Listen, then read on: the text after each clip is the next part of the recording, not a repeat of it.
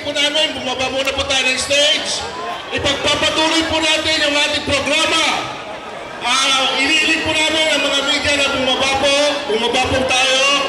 Bigyan po natin ng espasyo ang ating mahal na mayor para ipagpatuloy po natin yung ating programa ngayong gabi. Bumaba po tayo, lahat po, at saka yung mga guests natin, magsuko na po tayo para mag-umpisa natin ulit. Ngayon, nandito na po ang ating magiting na mayor. May we request all the press to please get on the stage, please. Tulungan po tayo. Sa harapan po tayo, yung mga press, sa harapan po. Sa harapan po, hinahali natin itong mga kanila. Para malamdagan si Mayor Duterte, kiputi ka na ngayon ka ng mayor. Yung mga support list po natin, magsuko na po. Yung mga guest po natin, magsuko. Para marinig po natin ang ating mayor. Gusto niyo po marinig ang ating mayor? Magsuko po tayong lahat. Bumalik po tayo sa pwesto natin. Bumalik po tayo. Bumalik po. Let us give space. Let us open the stage for our mayor to deliver his speech. Magsuko po mga guest natin. Magsuko. Magsuko po mga guest. Lahat po ng mga press dito po sa harap. Magtulungan po tayo. Ang kailangan po natin, disiplina. Di po ba? Okay, disiplina. Magsuko po tayo lahat. Magsuko po tayo lahat. Press, please. Dito po kayo sa harap. Para makapagsalita na po ang ating magiting na mayor. Please get off the stage and stay in front of the stage. Please. Mga guests, please sit down. Yes, please sit down. Mamaya na po yung picture taking. Please sit down. May we request our guests to please sit down. Sabi lang naman, disiplina tayo. Pakitabi lang po magandang tingnan. Diyan, disiplina tayo, please lang. John Castriciones, can you brief the mayor yung mga statistics mo? Okay, Before he speaks. Ipagpapatuloy na po natin. Patayin muna po natin yung mga kandila. Hindi pa po napapanahon. Magsitahimik po tayo lahat para marinig po ni Mayor yung ating report tungkol po sa National Caravan. Okay? Please. Konting katahimikan lang po. Okay. Mr. Mayor, sir. Please, keep quiet. Nandito na po si Mayor. Nandito na po. Nandito na siya sa stage. Okay po, konting katahimikan. Isa, dalawa, tatlo. Salamat po. Mr. Mayor, we would like to report to you the result of the National Caravan, which was launched since August 15, and this is the culmination, August 28. For all the different regions, Mr. Mayor, the participating vehicles are 3,261 vehicles. And palakpakan mo natin! And the estimated number of people who watched, heard, and participated in the caravan, who received banners, stickers, and other materials coming from the group will be a total of 19,250,000. And we would like to inform you, Mr. Mayor, that the reaction of the people is pandemonium. They are shouting, idol ko yan! Siya po kailangan natin. Siya ang susunod na pag-asa ng ating bayan. Okay, with that report, Mr. Mayor, may we now call on Governor Sueño to please introduce our speaker for tonight, our Mayor Rodrigo Duterte. Ang atong pinangga na mayor sa Davao City, si Mayor Rodrigo Roa Duterte.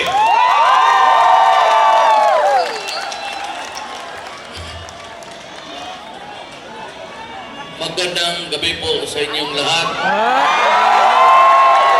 Halo tayo dito, so magtatagalog muna ako.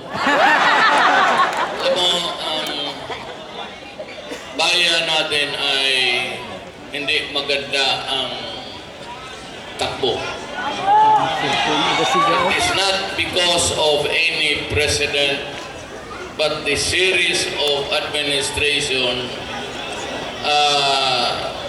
hindi ko naibigay yung pinangako nila. And I would say that I cannot also be the savior of the Philippines. Kasi ho, marami talaga ang pagsubok at mahirap mag-operate ng isang gobyerno na ganito. You know, I am not referring to the persona, hindi yung tao. But in the series of failed governments, Alos, kay Estrada, na-impeach, si GMA, pati si Pinoy, at yung mga nangyayari ho ay talagang matindi ang problema that sometimes they go overboard at nakakaroon ng problema makulong. Alam mo ho, if I operate, kung ako lang ang maging presidente at gagalaw lang ako within the constitutional structure, hindi ko ho masosolve ang problema. Because I cannot operate at mayroon niyang Congress at iba-iba pa, maganda yan sila. For an ideal democracy, ito yung atin ay talagang it's a rough road all along. Hindi tayo nagdumaan ng simento. Our nation has been traveling on a road na it's a bumpy one and sometimes danger along the way. Kaya ako talagang nag-isip na kung ano ang mangyari kung ako ang mapresidente at sasabihin ko sa inyo ganito, I will not get elected and sit there at pareho lang naman ang sistema na susundin ko, I am bound to fail. Kasi ho, sa Constitution mismo natin, andyan sa Constitution, the wellspring of corruption. Yung pera ng taong bayan na naubos sa mga lahat-lahat na ang sinasabi nila na graft and corruption. Matindi ho yan, baski saan. Pera-pera talaga. Alam mo, 5 pillars of justice tayo dito kasi demokrasya. Ito ng mga tao namang sa Maynila ay akala nila langit itong Pilipinas. Even in the matter yung panglima, ito, paglabas ng prisuhan, wala tayong programa para sa mga tao na lumabas sa priso at ano ang gagawin natin para sa kanila. Walang tatrabaho naghihintay kasi wala naman tumatanggap sa kanila. Even in the matter na yung pagpalabas na, tapos na lahat, hirap sila. Kaya itong mga to, wala na ibang gusto. Paglabas nito, gusto talagang bumalik yan. Ayaw lang man, kung sinusto man nila na tumira doon, talagang pinapalabasan sila pilit dahil tapos na ang panahon. Yan nandyan sila 30, 40 years. They would long for a life na pabalik.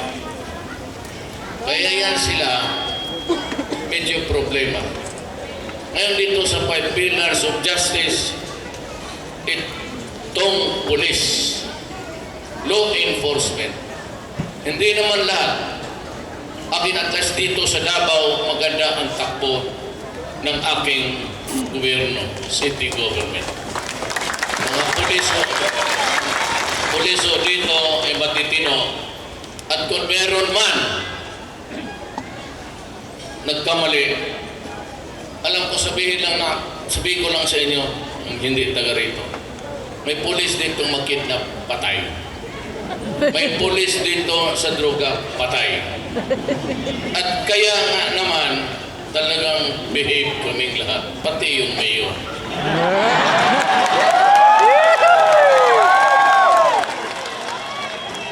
Ang kasalanan ko lang po, kasi ang sinabi ng Biblia at lahat, pare, na dapat isa lang ang asawa mo. Dalawa ho ang asawa ko. Kulang isa. Well, anyway,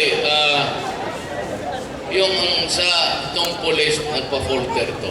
Hindi lahat.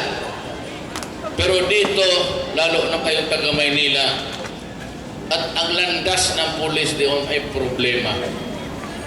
Dahil rin sa pinakamatinding problema, tanungin nyo yung mga mayor ninyo, yung pulis ng ibang lugar, ang problema, ang droga. Yan no, ang mother road from droga, nandyan na yung krimen, kung ano-anong pinag-hold up robbery. Noon ang mga gangster, mga hudlong, tatakipan ng muka. Dito ngayon, lalo na Maynila, ibigay mo man o hindi, paglapit sa'yo, babarilin ka lang, kunin yung pera. Baliwala. And because pati ang pulis na sa kidnapping, na sa droga, at magandang buhay ang gusto, nagkakaroon tayo ng serious problem. Sa 5 pillars of justice sa law enforcement, medyo failing tayo. Pera-pera talaga. Pagdating sa prosecution, makita mo naman yung malalaking kaso, hindi naman lahat, pero sa ibang lugar, talagang bumabagsak ang kaso dahil sa pera. Ang pangatlo, yung sa huwes, na sana functioning, pero iba naman.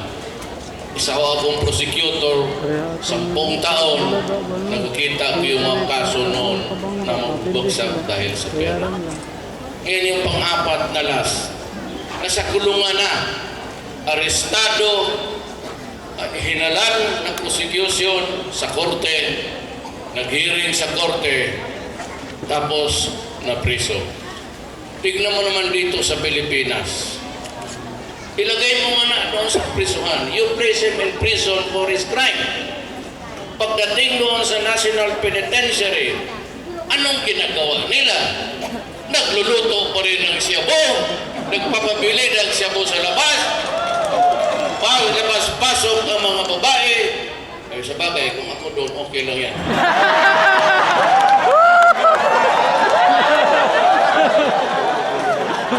Patay pa. Iyan lang, pailang ko na yung iba. Nas may mga baril, kagaganda ng mga relo, Rolex, Patek Philippe. Yan ang sinasabi ko. What do you expect from society? Bakit kayo nagtatanong na hirap? Bakit kayo nagtatanong si Duterte na lang? Kasi dito sa Davao, pinapatay ko ang mga putang ina nila.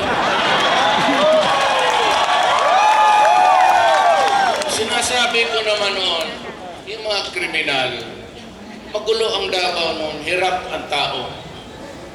Wala pa yan. Isang building lang nakahoy pa rin sa likod.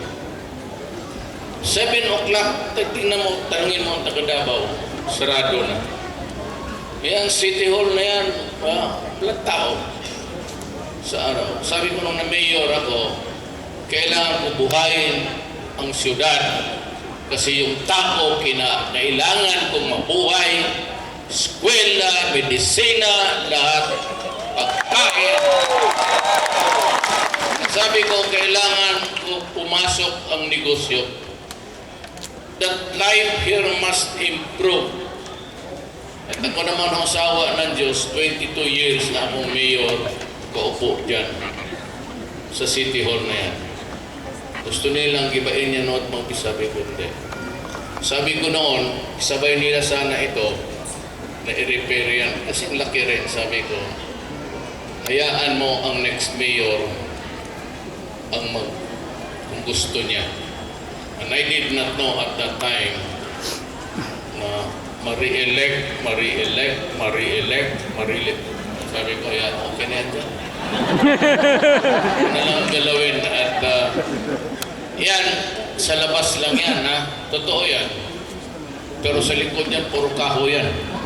Baka akala mo, ito talaga bago tayo. Yung akin, yung facade, ika nga yung harap. Pero yung sa likod niyan, puro kahoy na. Pati, totoo yan. Hindi ko ngayon, mataka kayo, bakit sa Pilipinas ganito?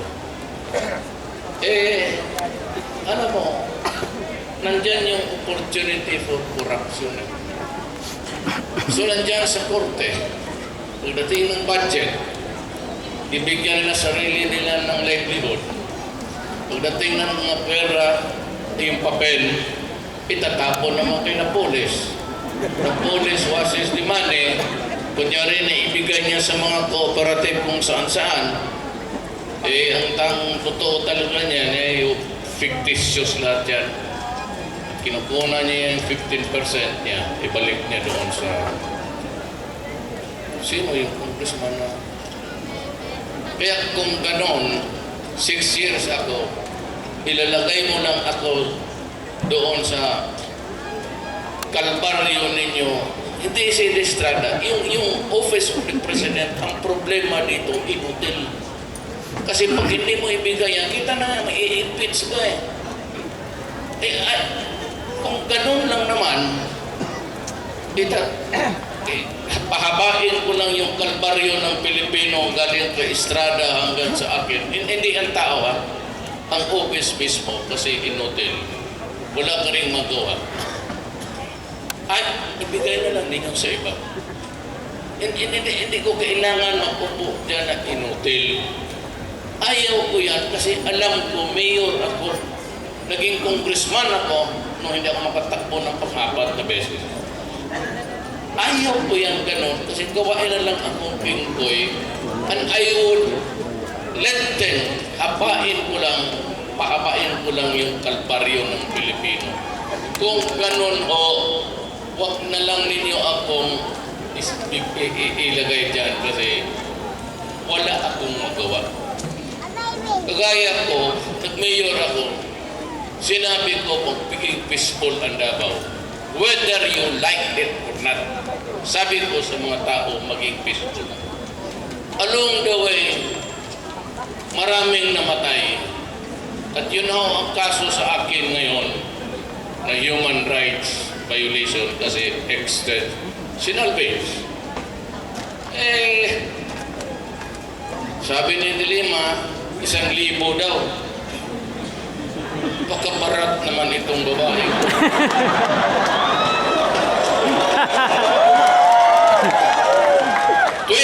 Years akong nakaupo dyan, tapos 1,000 lang ang pinatay ko. Masyadong cheap naman yan. Alam mo, sa totoo lang, ako natatakot rin sa Diyos. Ako'y takot rin sa karma.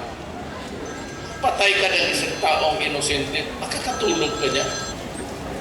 I mean, ang problema ng Pilipinas nga not really be solved by killing people. Hindi po pwede sabihin lang na, sige, para ka si Hitler niya. Isusumpa mo na lang doon sa oobin yung tao. But that is not the way how a democracy operates. Pero itong demokrasya na to, kung ganun lang naman, at maging presidente ako ng inutil after 6 years, and I would say, my beloved countrymen, I tried my best. But you know, my best is not good enough. Hanggang dyan lang ako kasi dito may limitasyon. Magtanong kayo ng abogado, there is no way you can reform. Magtanong kayo ng abogado, marami ko ayaw sa baba.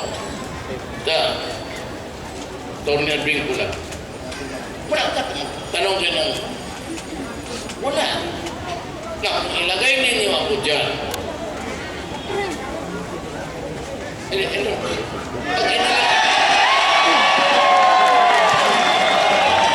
Pag ilagay ninyo ako dyan,